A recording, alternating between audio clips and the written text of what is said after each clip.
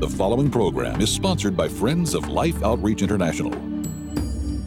Next, join this extraordinary moment as James and Betty share from the heart. You say, well, when you don't get that miracle, or you don't get your prayer answer, what do you do? And Betty, I would say that what we have to do at that moment is we lean even more heavily on the shoulder of the Lord and in His arms. And we have found that every time we are desperate, or we're hurting, or we're bewildered, it's as though He pulls us up closer, and we may not get the answer, but we get the miracle of His presence.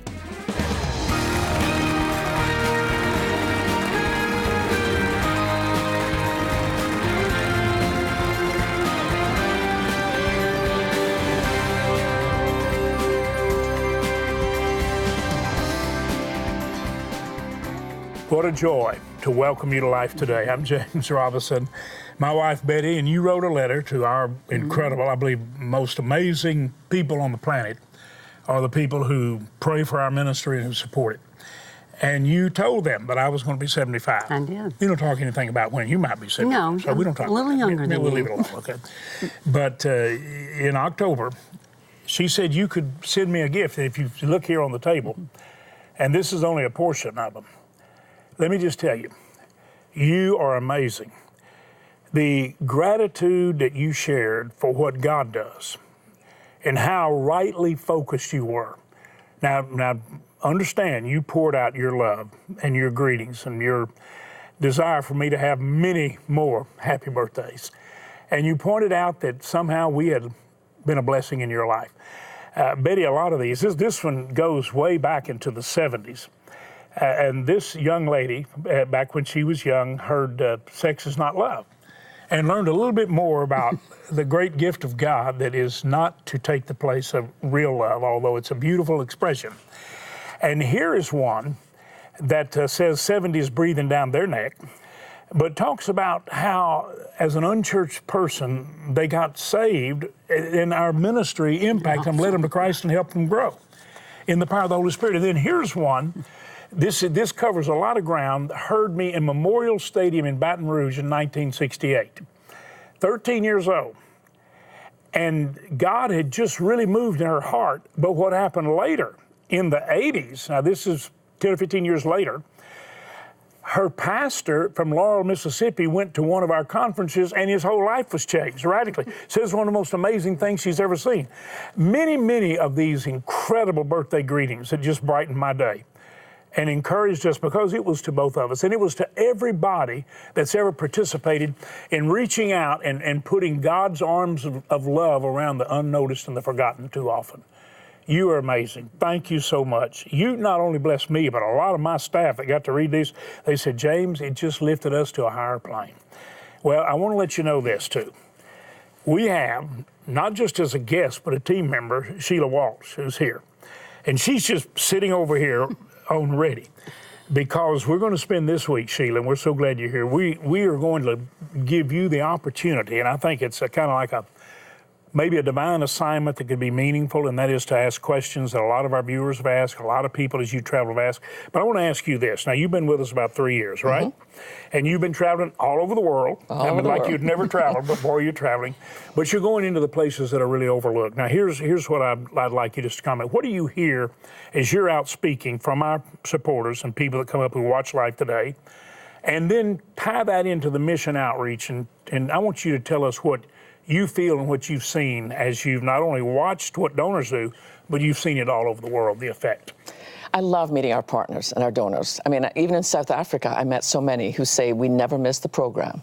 And the thing I love about our donors is they say that even if the mission is different, we have different missions we represent, they say we trust James and Betty. After all their faithful years, when they say help us, we immediately want to help because we trust them. And I think that's an amazing thing. That weighs a lot. Well, you've been over and you've seen the missionaries. Would you say they're the most amazing people? Yeah, absolutely. And then would you say what Peter Pretorius said many times, the greatest people are the ones who support us and enable us to be here? Yeah. You agree with that? Okay, now this question, because a lot of people want to know. Is the work effective? In other words, if they're drilling water wells, is it changing everything? If they're feeding them, is it working? If they're trying to rescue someone out of sexual trafficking, Does it work? Do you see the miracles that they talk about? Yeah, and that's a great question. And I hear that sometimes from people. And that's why I love the fact that you let me do our overseas missions. I mean, I've been in malnutrition clinics where babies literally have moments left to live simply because they didn't have a meal. And then I've been to the villages where we have a feeding program, where mission feeding is in place. And I've seen that first bowl, literally, the first bowl turns from death to life. And I've seen what happens when water is put in a village. I mean, I've walked with moms to muddy puddles where they try to get some water for their children. But then I've been to the villages, and many of them, you've been there and seen the water well put in. And the joy and the life, that's why we call it Water for Life, the life that it brings to the village. And I've sat with young girls who were in the darkest hell of trafficking and now are in our beautiful Destiny House. And they've learned that they're not a number to God, they're a name, and that their past does not determine their future. Wow. And we also get to see so many people give their lives to Christ. It's not just that we bring food, we bring water, we rescue, but then we introduce them to the bread of life, to the water of life, and to the ultimate rescuer. Well, just join me in just saying a prayer of thanksgiving. Father, thank you for all these wonderful supporters, many who are watching now, who have a tremendous need or burden in their own life, that I pray even today it'll be lightened. I pray, Lord, that we're not only invited in as television hosts, but, Lord, that you're being invited in, that your presence will be manifest to them, and you will lighten their load, just as they have lightened the loads of others. In Jesus' name. Well, Sheila, we're going to spend this week giving you an opportunity to ask questions that I hope people are perhaps interested in. I have no idea exactly what's coming, but I'll do my best. No, it was great. I feel like I got to do a little covert behind the scenes and asked people, if you had the privilege, as I do, of sitting beside James and Betty, what are some of the things that you would love to ask them? So I wrote down a few of those. One person asked, what do you do when you pray and God doesn't seem to answer? Does it mean he doesn't love me as much as he loves other people? Boy, I think that's a very important question to a lot of people. God answers prayer. Not all our prayers are answered in the time frame that we wish them to be answered in, for sure. Many times it seems like wait is the answer. Mm-hmm. Many times we don't see any manifestation of what we hope for. And so what I found then, when we don't see the miracle we pray for, I'm asking God, and I know Betty and I feel this way very strongly because we prayed for a daughter that fought cancer for 7 years, and on 2 different occasions it appeared totally everything was great, and that was what she believed all along. So when you don't see it, you say, well, when you don't get that miracle, or you don't get your prayer answered, what do you do?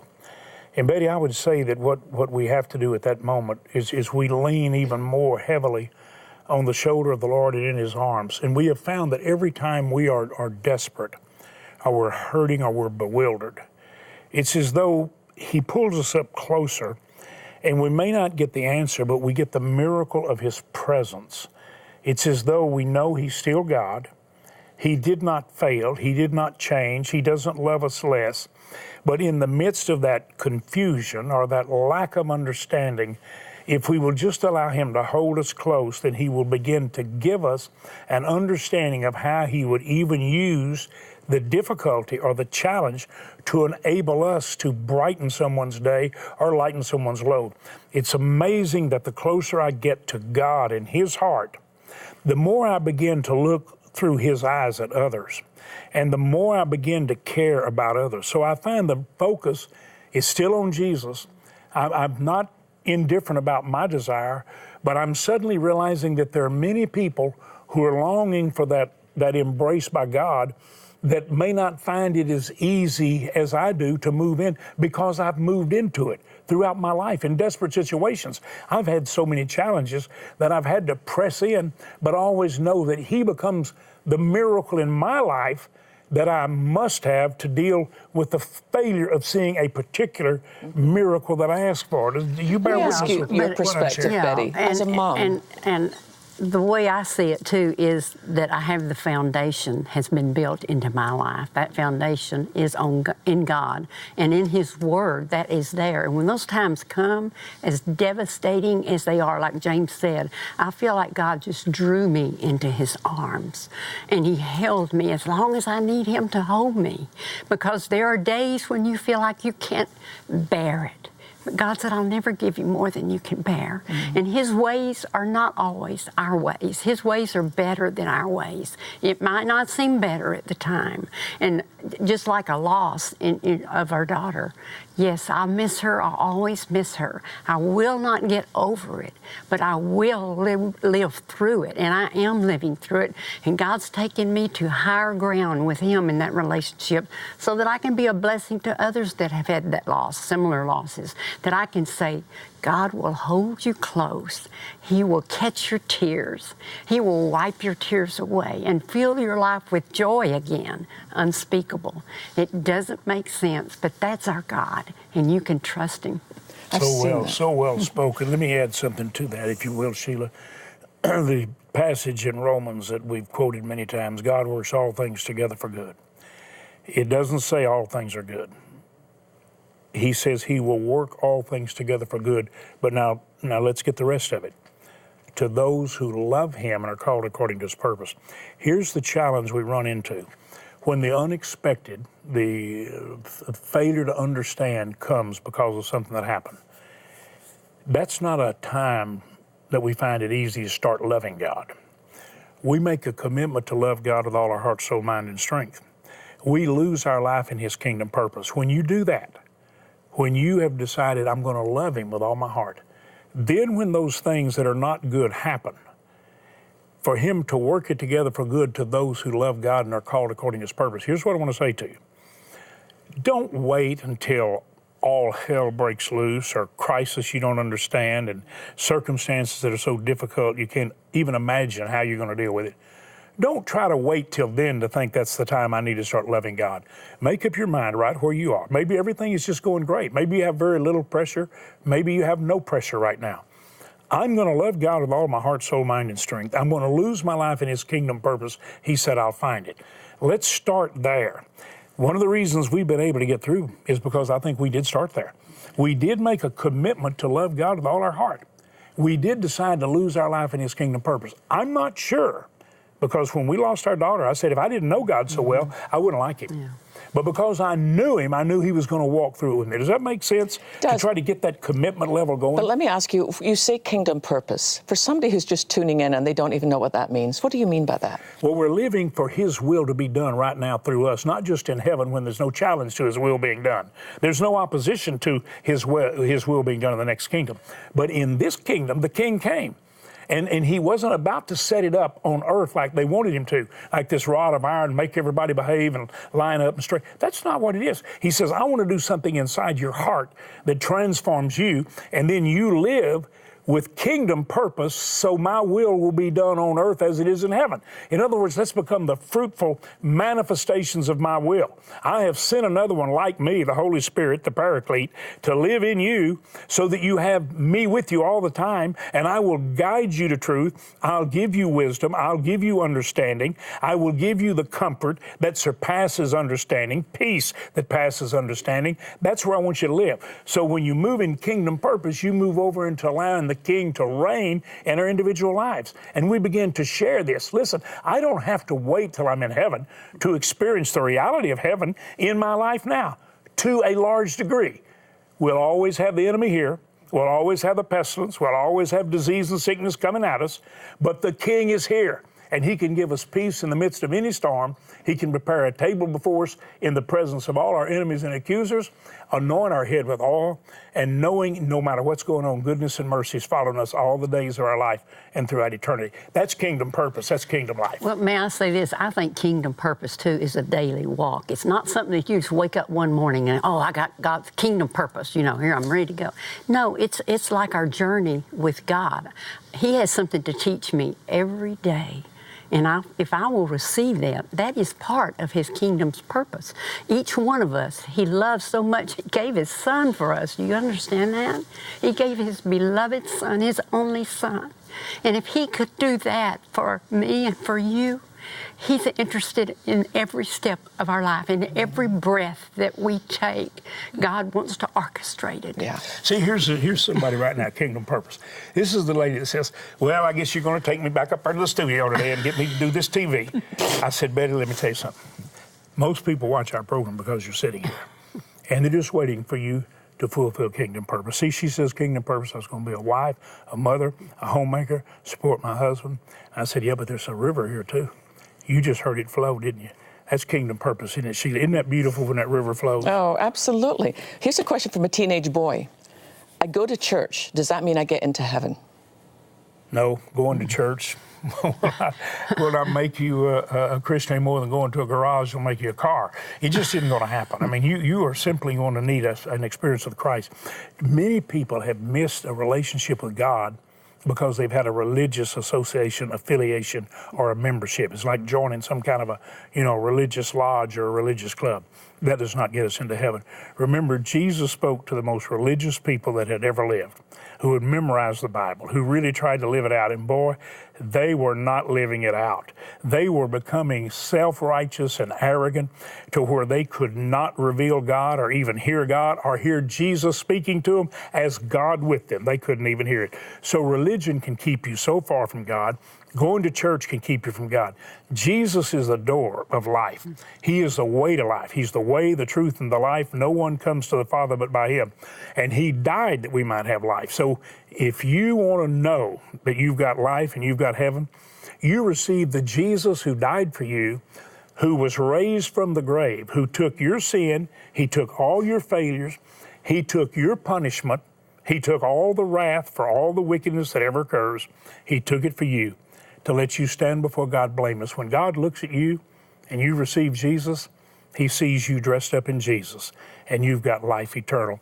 Sheila, I hope that answers that young man's question, because many people, did you ever have a church association? I was christened in a church. Betty was baptized. I was baptized, yeah. But didn't know the Lord. Neither one of us did. We had religion, but we didn't really know Christ. Now, you said something that, you said going to church can keep you from God. You don't mean that... once you know the Lord, you want to throw yourself into a good local church. You want to be with the family of God. Yeah. But going to church and being religious, just like the Pharisees were, they were there all the time keeping all the rules, and they did not know the Lord. So let me just say this to every one of you who are watching. If you have never received Jesus into your heart, and it's a childlike faith, anyone that comes to heaven comes like a child. I don't care how big education or how many degrees you've got. You have a childlike faith. He says if you'll call, He'll answer. If you'll ask Him to forgive, He will. If you'll confess Him before men as who He is, the Savior, Lord of Lords, King of Kings, the only way to heaven, and you receive Him, ask Him to come in. Lord, be my King. I receive you. Just tell Him that in your own words. I receive you. I receive your death, your payment for my sin. I know I've sinned. I accept your payment.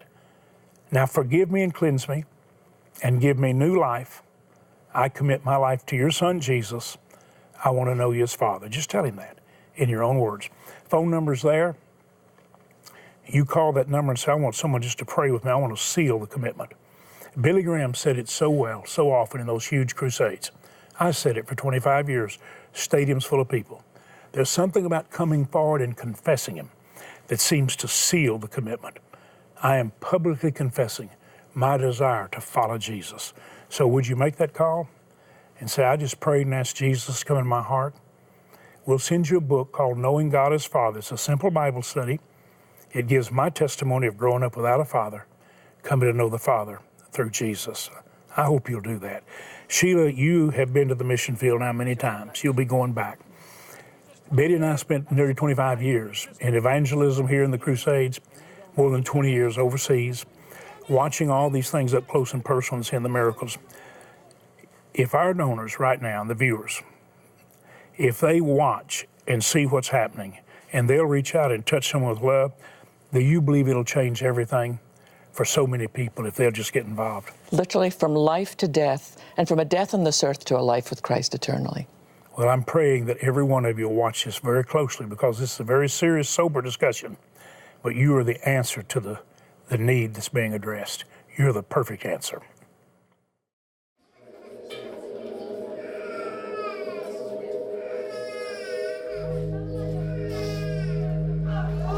When you walk through a malnutrition clinic, there are a lot of emotions, obviously. Heartbreak, the suffering that's here, the sorrow, the sadness. But it's easy to wonder, where's God in all this? These children are clinging to life, many of them. I know God sees the suffering in this place. I know He sees the affliction. He feels the heart cries of the mothers who have lost children and of the little ones who are suffering. She doesn't look like she's doing that great. Ralph, tell me what's going on here. Yeah, sometimes when they bring them in here, Randy, they're so weak and so lethargic, they can't even eat. It's like too much labor for their body to even try to eat. I think the formula is going to work on her. If they can just get her to take some of it in, the intake will be important. I think she's going to make it. She just looks really difficult right now.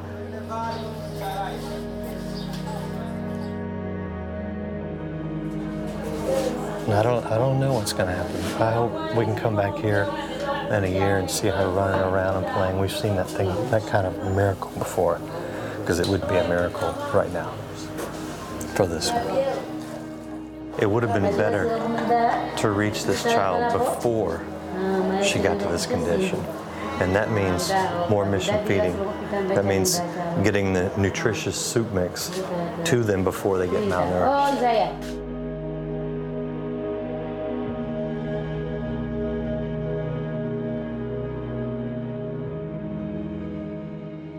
I don't ever want to hear the words too late. Just like Randy said, if we could have gotten the food out in the villages or the areas where they may be gathered even as refugees coming, where they heard there's some hope, and there would be hope there because you put it there. If it's too late, you know, Betty, I was about to add, if I'd been there where Ralph was talking, I would have said, when they get so weak they can't move, they do intravenously begin to try to give them the nourishment. And they had even done that. You could see the little bags hanging.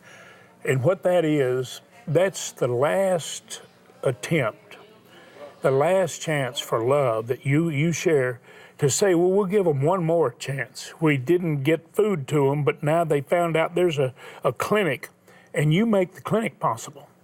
I mean, you need to understand that when these missionaries say we're going to do our best, they mean it. And you're the ones that enable them to do their best. You're the only way they're able to do it, because you make everything possible. Number one, the support even for the feeding keeps the mission workers there. Many of them are volunteers who are volunteering to work because they're going to be able to take food home for their family. And we give them clothes. You see them sometimes wearing clothes have been donated. We don't talk about it a lot because we get most of them from Asia and Europe, so we don't have the shipping costs of getting them over the oceans. So that's why we don't talk about that a lot, but it's happening. It's all part of love. But the food that Randy and Ralph were talking about, Betty, that's what goes out in the feeding programs, where these missionaries have already located and organized, think about what I'm saying, 400,000 children that are in place. In other words, they said, we're going to take care of you here. That means that they had enough to launch. But now for the next months to feed them, that's where you come in. Because it was love that people like you expressed that enabled the program to even have the hope to be established. For the missionary to go and say, we're going to do something for you, and it not be dishonest. You are the ones that make it all happen. Would you right now dial that phone number or go online, take your bank card. I want you to prepare it. Listen, think bigger than automatic. In other words, if you say, well, James, you know, a $50 gift would be big for me. Well, think, could you do 100? I just want you to think that way. Ask the Lord to help you do exceedingly abundantly more, because He exceedingly abundantly wants to bless us and bless through us. So $30, $50, or $100, we feed 3, 5, or 10 children for the next months. Can you do that? Could you possibly give $1,000 to feed 100? I don't know what you can do, but ask God to direct. And would you please right now write a check to Life, but call us and tell us you're mailing it, or take your bank card, go online, or dial the number and make the gift God puts on your heart. We're going to send you Peter Pretorius' incredible, death-defying faith. This is the story of the journey of the man that impacted and changed our lives and our ministry in so many ways. He's in the presence of the Lord right now. But what he established and started is going on, and I believe will grow, because the love of God flowing through people just like you. We're going to send the book to say thank you, and we have some beautiful pens, Faith and Hope, that'll bless you and inspire you, as well as the Bridge of Faith, beautiful painting by Kincaid. So please, follow the leadership of God's Spirit right now. Make the gift God put on your heart. Thank you so much for doing it. In impoverished and drought-stricken areas of Africa, children are suffering. The need is great, and without food, they face severe malnutrition, even death. Through Life's Mission Feeding Outreach, you can save lives by feeding and caring for children currently suffering in parts of Angola, Mozambique, and South Sudan. With previous reserves gone and Mission Feeding helping in areas with severe crop failure, we urgently need your support to replenish food supplies to reach the 400,000 children who are counting on us. Your life-saving gift of $30, $50, or $100 will help feed and care for 3, 5, or 10 children for 3 full months. With your gift of any amount, we'll send you Death-Defying Faith, the extraordinary life of miracle man Peter Pretorius. This autobiography, completed just days before his unexpected death, chronicles the thrill-seeking adventures of missionary Peter Pretorius. You will love reading how God took this ordinary man and performed extraordinary miracles throughout all of Africa. With your gift of $100 or more, request the beautiful Faith and Hope pen set, 2 beautifully crafted pens featuring the key words of Hebrews 11:1, a key verse for every believer, especially when facing adversity, trials, and challenges. Finally, with your gift of $1,000 or more to help feed and care for 100 children, be sure to request the Bridge of Faith framed canvas print by Thomas Kincaid. Please call, write, or make your gift online today. You know, I wish that sometimes I find myself saying, Betty does, are we making it clear what your love's doing, that how real the need is, but how absolutely undeniably effective the expression of love is? I hope we are. And when I say thank you, and we're going to send you this book to tell you, and Sheila, you're right here by us, is this not just an unbelievable, like New Testament story? The book of Acts alive again. I stayed up late last night because I could not put it down. It's phenomenal. Well, it really is, and it'll inspire you. We're going to be talking about it some this week as Sheila continues to ask us questions, and I know you'll be blessed. Betty, thank you for the way you blessed our viewers today. Don't miss the programs this week. Sheila's going to be asking questions that I think a lot of you have wanted us to really attempt to answer well, and I pray we can. Thanks so much for watching. Oh, you can hear me cry, see my dreams all die, from where you're standing on your own. It's so quiet here, and I feel so cold. This house no longer feels like home.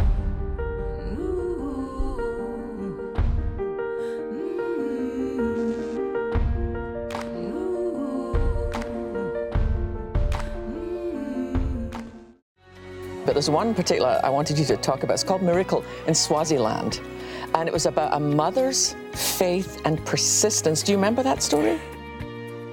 Life Today is made possible by the supporters of Life Outreach International. Your gift will be used exclusively for the exempt purposes of life. The ministry features specific outreaches as examples of the programs it supports and conducts. Gifts are considered to be without restriction as to use unless explicitly stipulated by the donor. The ministry is a member of the ECFA.